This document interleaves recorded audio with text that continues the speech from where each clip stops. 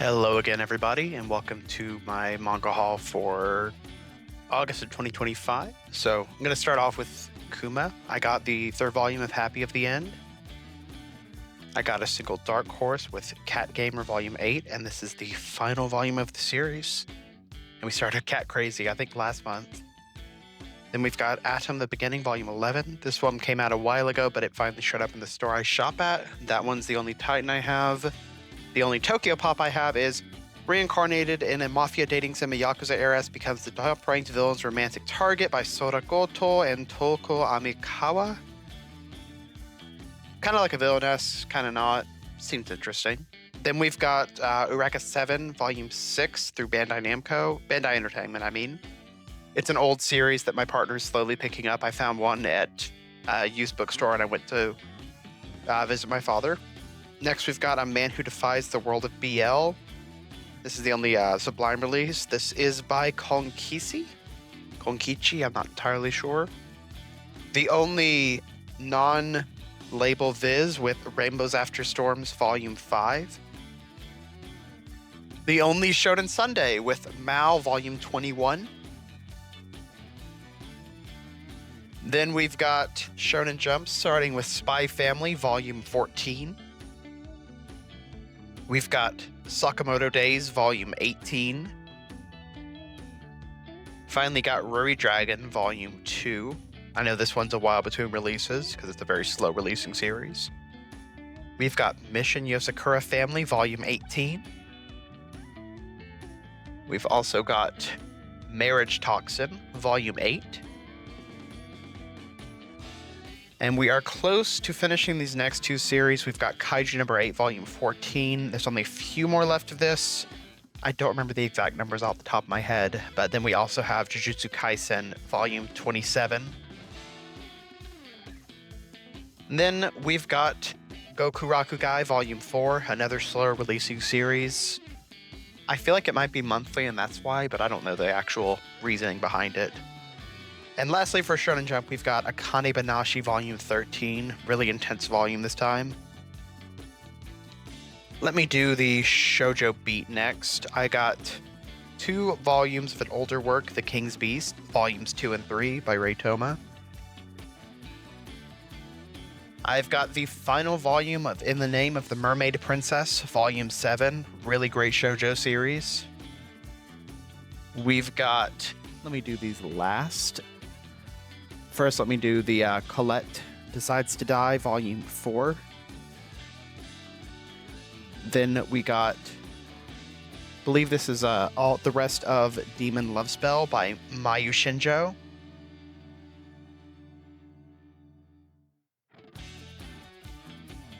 Kind of picked it up on a whim, but the covers are really pretty. I don't remember much about the premise of the series, though. Next, let's get into the oversized yen press, starting with the final volume of The Villainess Turns the Hourglass, and this is Volume 8. We've got the second volume of The Villainess is a Marionette. Next is the 13th volume of Solo Leveling, and this series is ending very soon. Again, I don't remember exactly how many volumes it's going to be, but... partner's gonna have to find another obsession after that finishes. Next, we've got The Perks of Being an S-Class Heroine, Volume 5.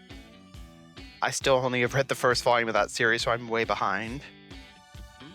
Then, let me actually do the other Ease Press before I go into this one. Oh, the next two Ease Press. We've got Kill the Villainess, Volume 3. And we've got the final volume of A Business Proposal, Volume 10.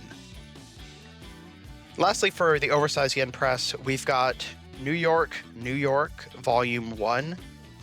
I've had the second volume for a while, finally went ahead and picked up the first volume, so that series is complete now and can finally be read.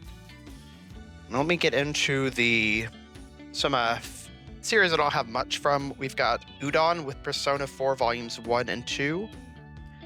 I decided at some point that I'm going to just start collecting all of the Persona manga, even though at some point I said... Earlier I was saying, oh, I don't need to do that. I already know the stories. And then I was like, oh, I guess I'll pick up the Persona 5, or Persona 4 Fighting Persona 4 Arena manga, and then it just snowballed from there. So unfortunately, now I'm obligated to pick up all of the Persona manga because I am a little freak.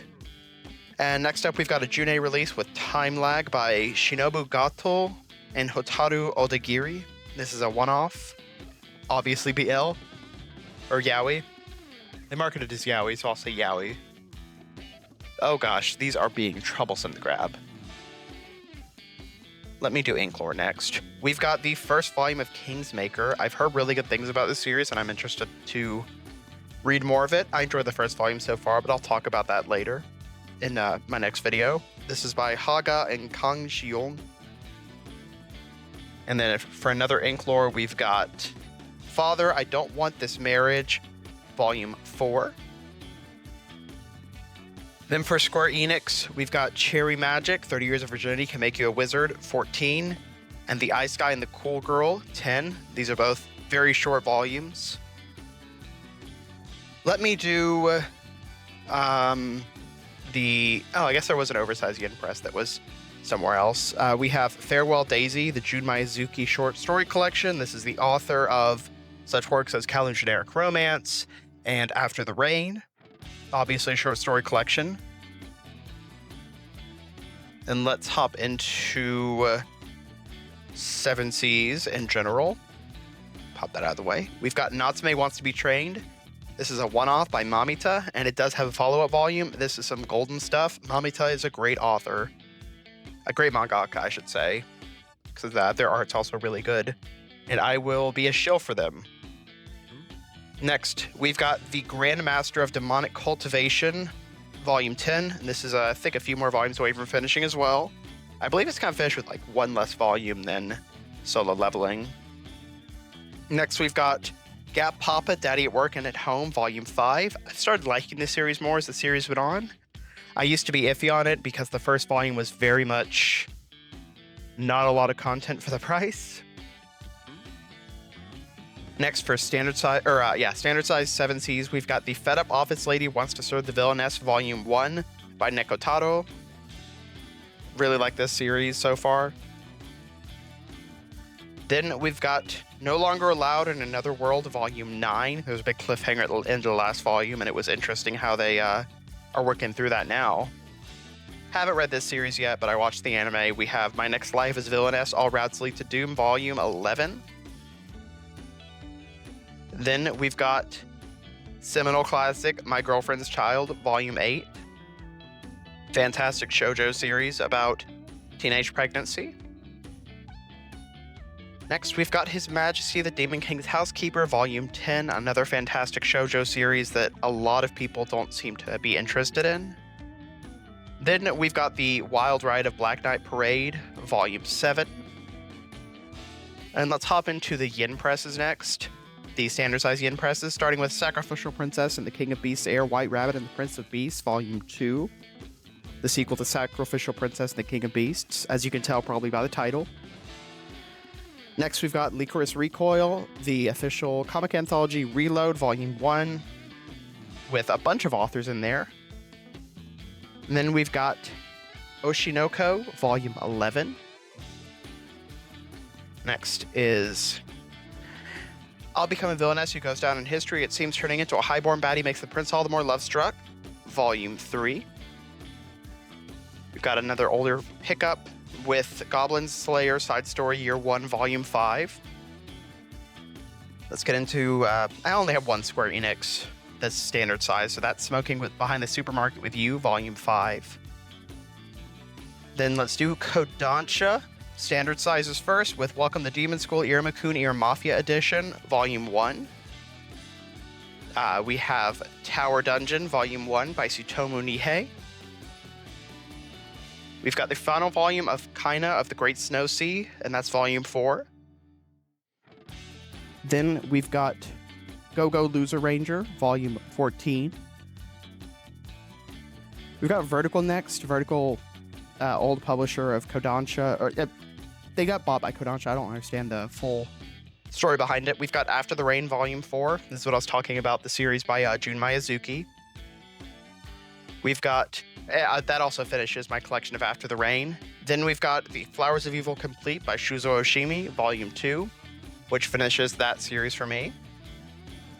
Now for Oversized Kodansha, we've got One Dance Volume 13. We've got the webtoon Senpai is in a Tokonoko Volume 2. Then we've got Rent a Girlfriend Volume 32.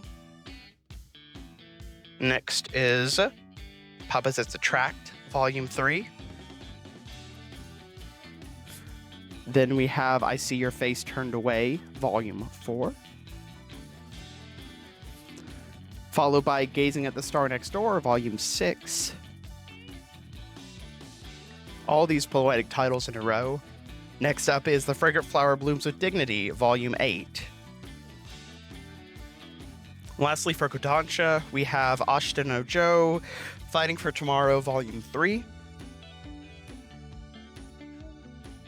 The series always takes me like a year to read, so it's so thick, so wordy. Then we've got The Way of the House Husband, Volume 14, starting my Viz 6. Next up is Rooster Fighter, Volume 8. Webtoon I've really grown fond of so far. Not So Shoujo Love Story, Volume 2. Next up is Majilumiere, Volume 9. Then I finished collecting the singles of Hell's Paradise with Volume 9. And the final release I picked up this month was Cosmos, Volume 2. And sorry if I ended up rushing a bit there at the end. I realized that I am almost out of filming space on my phone right now, so I need to get that figured out after this, but I will see everybody in my reading log later this month. Y'all have a good one and stay safe out there.